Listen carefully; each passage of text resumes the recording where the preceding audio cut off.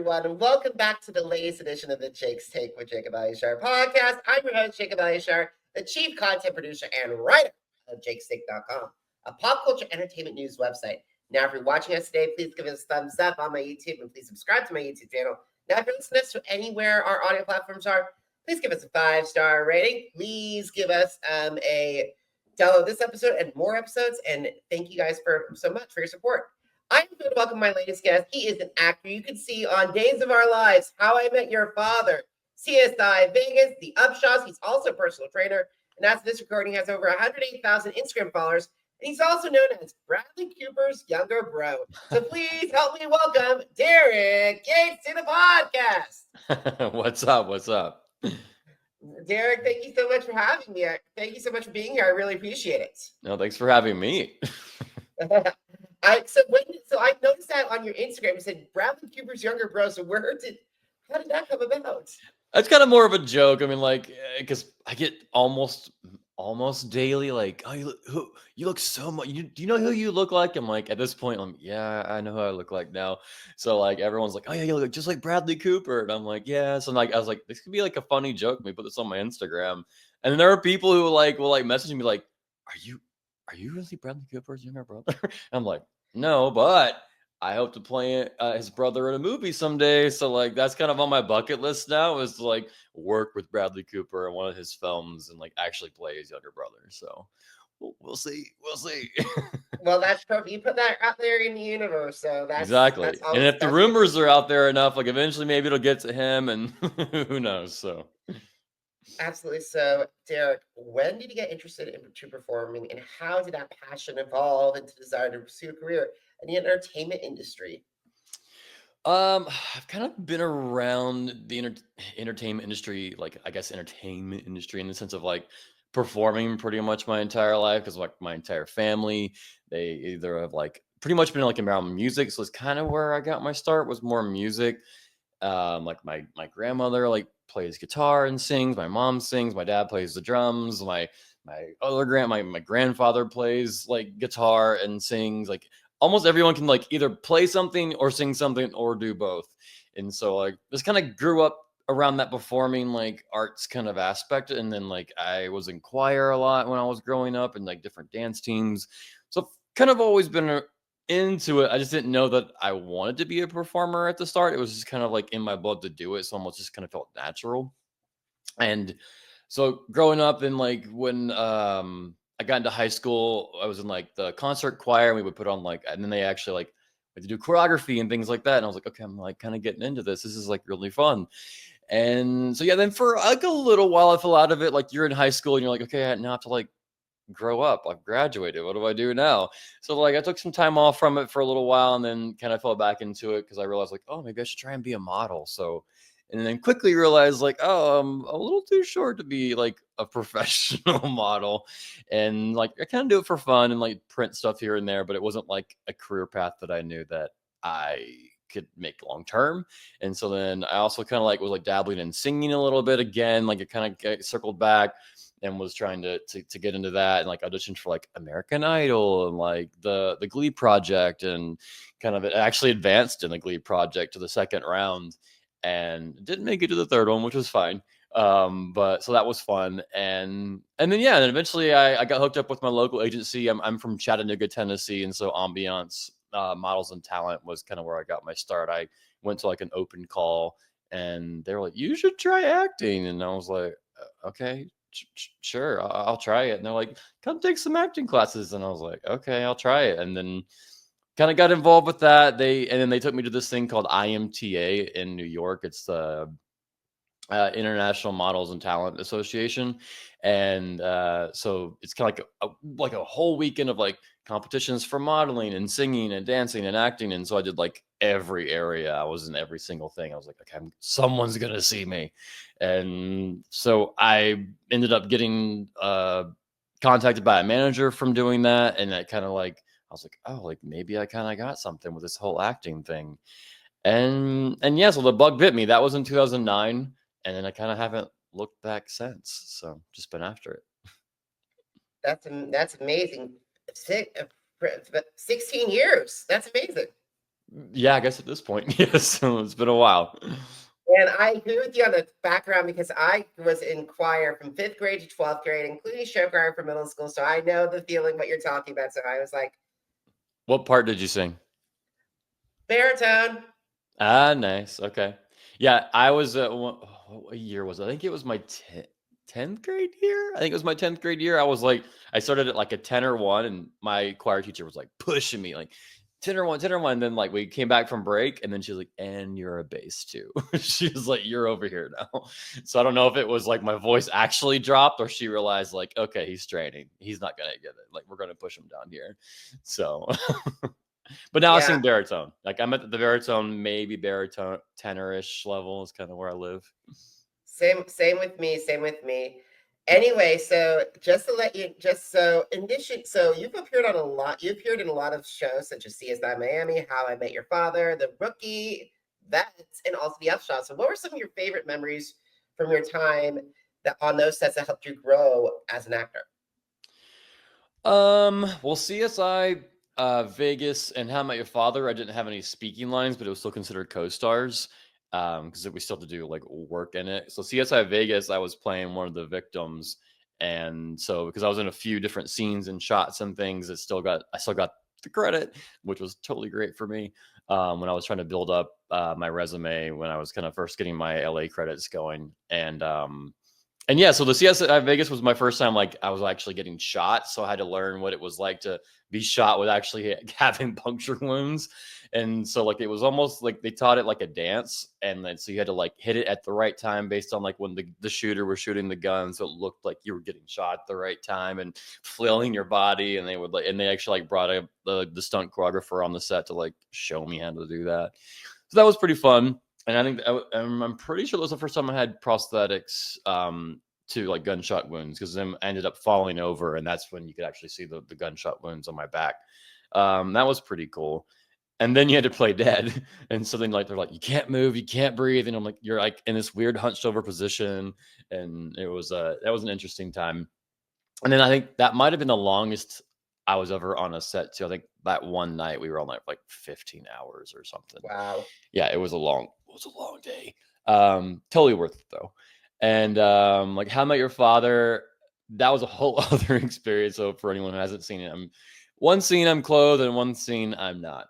And that was the first time I was on a set with a modesty pouch. And for anyone who doesn't know what that is, you put your private area into this little pouch and you tie it in a little knot so that when you're on set, you can appear to be in the nude. And so Hilary Duff and Francia Reza got to see me in all my glory in a little modesty pouch when I walked out. Like I'm actually like walking out there and like bare bottom, the whole deal. It was that was really interesting, and her reaction on the show was definitely real the first time. So because I was like, I might have been the first. Well, I think it was the first person that she saw like that on the show, at least. Like I think there was one other person, one of the other characters. He was nude at one point, but I don't think Hillary was in that scene. So that was a good time. Other than me having to I don't think I ate that entire day because I had to be as ripped and shredded as I possibly could. And I think it turned out well though. So I was happy with the turnout. The Upshaws was my first. Now I'm trying to remember what order I did it. I was like, was if the Upshaws or How I Met Your Father? I don't remember which one I did first. They were really kind of close together. But the Upshaws was my first speaking line on a sitcom, so I do remember that. And that was fun. It was a interesting experience. We didn't get to have the live studio audience for either one, so I'm hoping to get back on a sitcom where I actually get to like do it in front of everybody, because I hear that's kind of all coming back now. But yeah, it's been fun experiences, and it's gonna help lead me to where I'm at now. Awesome. So another experience I would love to talk to you about is that you had the opportunity to star in the longest running one of the longest running USA soap operas, Days of Our Lives, as Kerry. So how Yeah. did you get the role, and what did it mean to say, okay, now I'm officially a part of one of the longest running soap operas? It's pretty cool. I mean, when I was growing up, my mom would watch all the soap operas, so it was kind of surreal being like, wow, like I watched this when I was a kid and this show's still going and now I'm on it. Um, and yeah, so I mean, I did the audition and it felt just natural. I mean, like you kind of nowadays you just like you have to learn like, okay, I'm gonna do this audition, and you just kind of have to forget about it because you really never know what they're looking for. That you look too much like somebody and they can't cast you because of that reason, or you're too short or too tall or whatever the reason. But I felt good about it. And then we got the call back and I got to do the audition with the casting director. And she's like, don't change a thing. And so I did exactly the same thing I did. And then, like, I think it was like a day or two later, they're like, you got it. I was like, oh my God, this is my first recurring role. So I got to do the first 2 episodes and it was pretty amazing. I was honestly, I mean, a little scared, obviously, because I didn't know what I was walking into. I knew soaps were a whole other ball game, but until I got there, I didn't realize how different it was. Um, but Greg, who played Leo, he was a very generous co-star. When I showed up, he was like, "Do you want to run lines?" And I was like, "Please." I was like, "That would be amazing." Because I wanted to make sure I got on the set and I was like ready to go. And then I come to learn later, I was like, that's kind of how they all work, which is really really nice. They all are just like, okay, we want to make sure we just land this. And then I realized why. So you get on set, and then like once you're there, they're just like doing it. They're just like they're well-oiled machine. Like you show up and you just gotta be ready because they're ready. You show up, they do some quick lighting checks, you do one quick rehearsal, and they're like, and pictures up in 3. And you're like, wait, we just rehearsed. Like, do we not like no director's gonna come and talk to me? Like, so the only reason that the director might come talk to you is if there's like a small, tiny little change that they might want you to do differently for whatever reason that would like change the story or something. And even then they the director sometimes in a booth and then they'll talk through a microphone if they don't come out and talk to you. So you're like having to listen like, God, is that you? And they're pretty much playing God. Yeah, and it was super fun. Like the only negative part was because it's so fast, then you're done and you're like, I want to do it again. Like that was like, like I got to do one take. That was so fun. And then they're like, all right, have a good day. And you're like, no. So yeah, that was a fun experience. And then I got the call. I think it was like 5 months later that they were gonna bring me back, and so now Kerry's back for a little while for a fun new little storyline. That's amazing. So what does it feel? What does it feel like being going in Salem and like saying, okay, I'm interacting with all these amazing characters that you see that we've seen over the years? Excuse me. Yeah, I got to come back and interact with one of the new characters, Javi. He's like one of the more newer characters, I think, in the past 6 months, and then we get to re-interact with Greg. And that's all that's happened for me so far. So I kind of came back with the same characters and then one of the newer characters. Yeah, but it was a really I'm trying to think of what I want to say now. No, but it's still been a great experience. Like I came back and it felt like I was like, oh, I'm back home. Like it felt like I just felt like I fit in and like settled in really nicely and fit in with everybody really well. That's incredible. That's incredible. So, what have been some of the challenges that you face staying in our industry, and how have you overcome those obstacles? I would say the only way that I've overcome goodness, so sorry. That I've overcome the obstacles is like perseverance. That's one thing like that I've been told without having to be asked often is like you just don't give up. I'm like, nope, I'm not giving up because like I know what I want. Like, and this is I want to be a part of this industry. I love the industry, even the negative parts of it. Like there's a lot of stuff going on right now. Like it's changing, it's evolving. None of us know what's about to happen, but I'm here for it, and I'm going to do my best to hopefully be a part of what keeps it going and doesn't like crumble. And so, and also like you got to find ways to just enjoy it. So at one point I realized like I need to kind of like enjoy the audition process because that's what you do the most as an actor if you even get lucky enough to get the auditions. And so I kind of took the reins, and instead of being like, what do I think they want? I kind of took over and was like, I'm gonna make it like a little mini short film every time I audition. So I I still do it within the confines of an audition space, but I have fun with it. Like if I needed like an extra little prop here or there, I'm like, if I was actually filming this, what could I do to make this more interactive for myself and like make it feel more real for me? And so that is kind of honestly what catapulted me to start getting so many more positive notes from casting directors, and my bookings started like increasing, or at least getting like callbacks, or or pins or whatever. And yeah, so that's helped a lot. And then more recently, with things being even slower, because of all the changes and budget shifts and the strikes and the aftermath of the strikes, I've just recently picked up writing, and so I'm kind of like working on a TV show reboot that I'm working on, hopefully to pitch to some producers that's got some legs already and some connections, and I have a few other ideas of stuff I want to write for like screenplays. So that's kind of what's holding me over for the time being, at the moment at least. And that's amazing that you love to write. I love to write as well. I've always tried to make.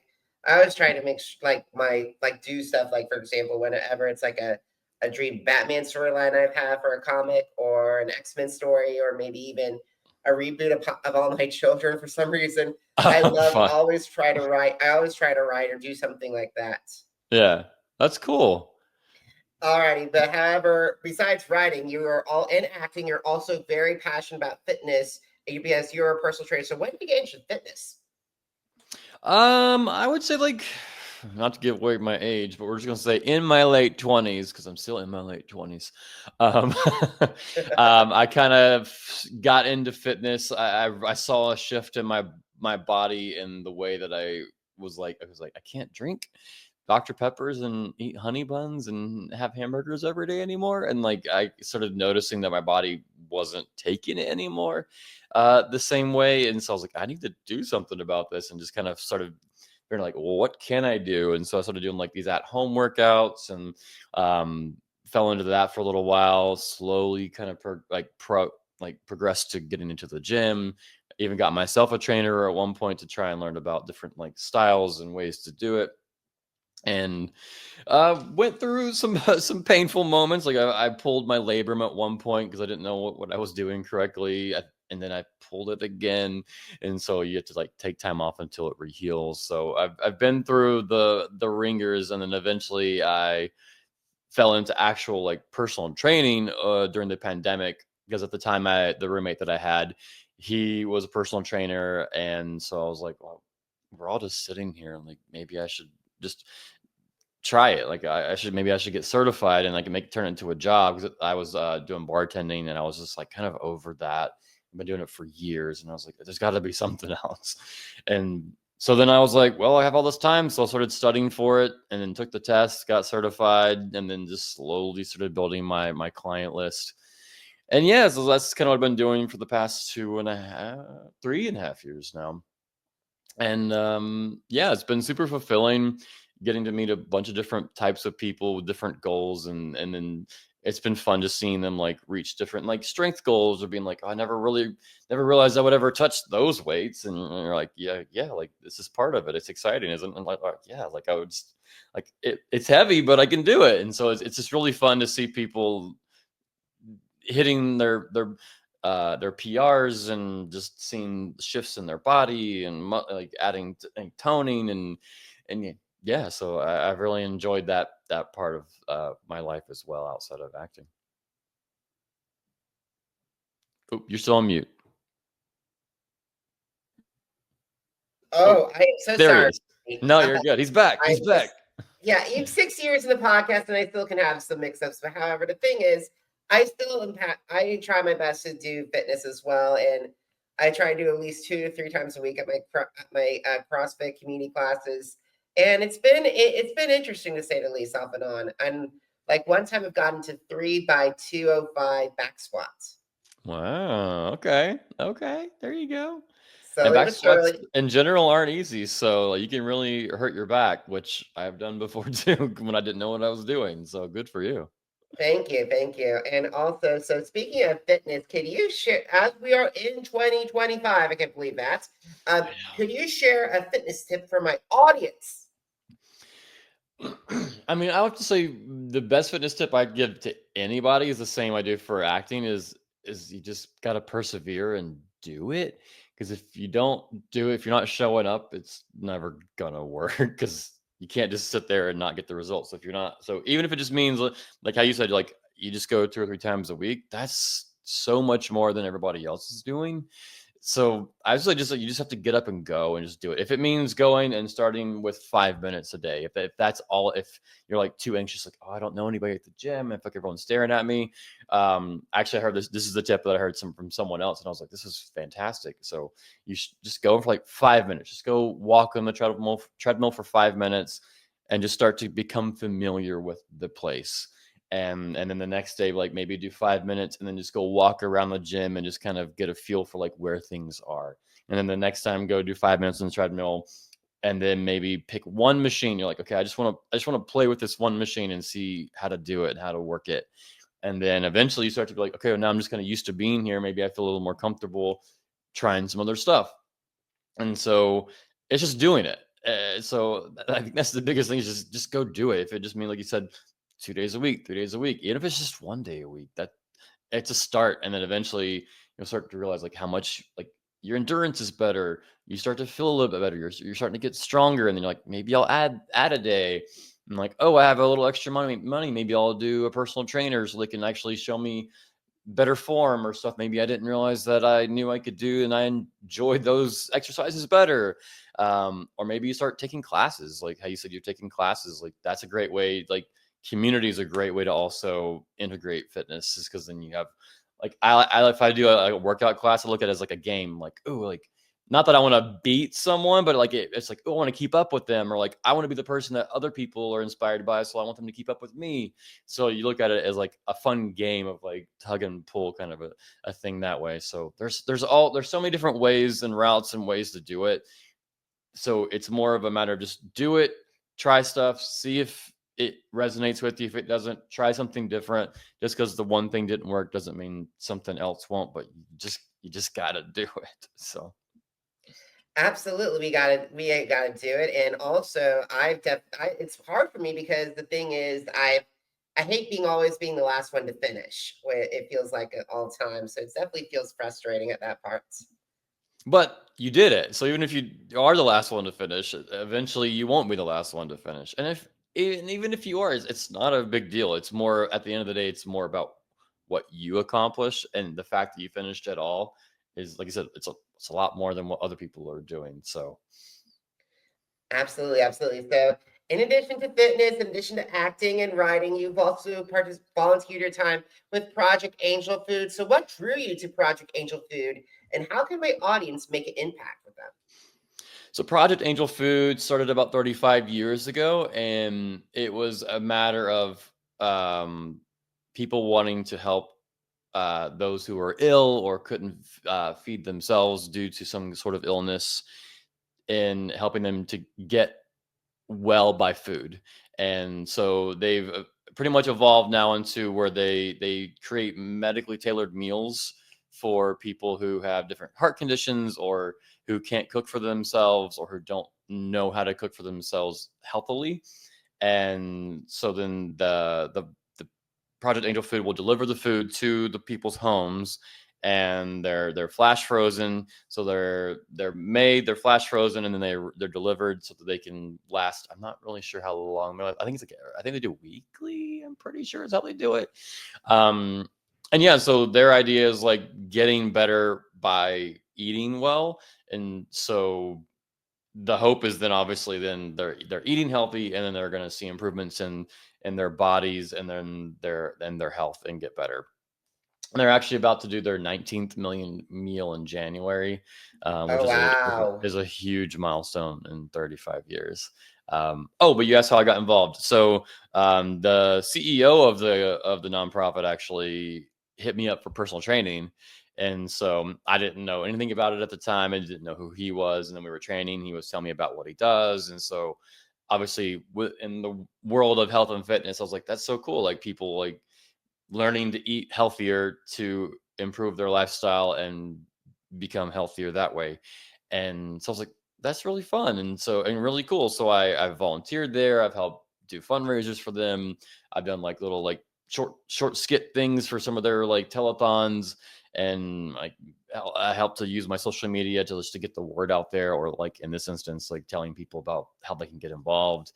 And so like if you're listening, if you're in LA, Project Angel Food's a great way to get involved and volunteer. They're always looking for volunteers.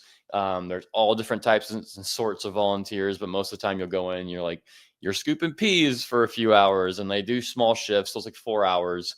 And then but you're in like a little mini assembly line, so you get to like talk and so get to like know people around you if you want, or you can just kind of zone out and scoop your peas into the little compartment and shove it down to the next person. And yeah, it's super fulfilling just knowing that you're helping someone in need. And yeah. So, and then there's also sister companies in different areas. So if it is something that someone is interested in and who isn't in LA, you can always contact Project Angel Food, and they're likely to know somewhere close to you where there's another organization doing the same thing. That's incredible work. So speaking of social media, what have been some of your favorite parts about using social media? And do you have an app that you love to use? I would say social media. It's a it's a interesting beast nowadays because like there's just so many people on it now, and and the algorithms change constantly. So like keeping up with it can be a real pain, honestly, at least these days. But I do my best. I post a lot of stories on Instagram. I would say Instagram is my most used app, and then I'll use it to like post on like Threads and Facebook. But Instagram is where I'm like the most active. But for me, it's been nice because I do know that there are people who do follow me and who genuinely do appreciate what I do post, whether or not it's fitness inspiration or stuff about behind the scenes with my acting career. Also, I have co-founded a nonprofit with my mom, and so like it's called 1 in 3 after it was based on my brother being killed by a drunk driver in 2011. And so essentially she kind of more runs it and does she goes to different schools and things like that, and we'll like talk to kids about like drinking and driving and the consequences of your choices and things like that. And so how I've been involved with that is posted on social media. And so like hope, and I know that's resonated with a lot of people knowing what I've had to go through and that grief. And so circling back to like how I've used social media for that. And so yeah, it's just been a great way for me to use my platform for change and for positive change. And you're doing an incredible job at that. Thank you. All right, last question. Are you ready?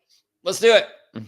Where can my audience connect with you on social media, number one, and how can they contact you if you're interested in enrolling you as their personal trainer? Yeah. So like I said, Instagram is my main source at the moment. So it's Instagram.com/Derek Yates, DEREKYATES, or at Derek Yates on Instagram. And you can DM me. Sometimes those get filtered or they get pushed away. But if you do DM me, you can just type train me. And that's the best way for me to try and like get through all the messages and then find that one. Or if you are listening and you're looking for training, you can do DerekYatesPT@gmail.com and just email me, and that will pop right up and I'll see that in my inbox.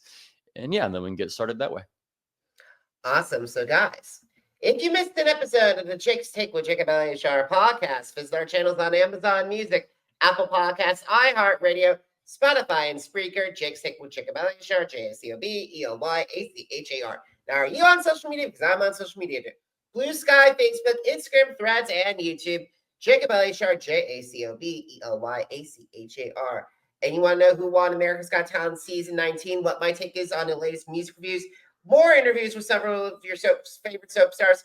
Head to the blog that started it all, jakes-shake.com. Once again, jakes-shake.com. Derek, it was such a pleasure having you. I had such a great time having our conversation. Yeah, thank you so much. I appreciate you having me on. Alrighty, guys. Thank you so much for watching. Thank you so much for listening. Until next time, have a great one, everybody. Goodbye.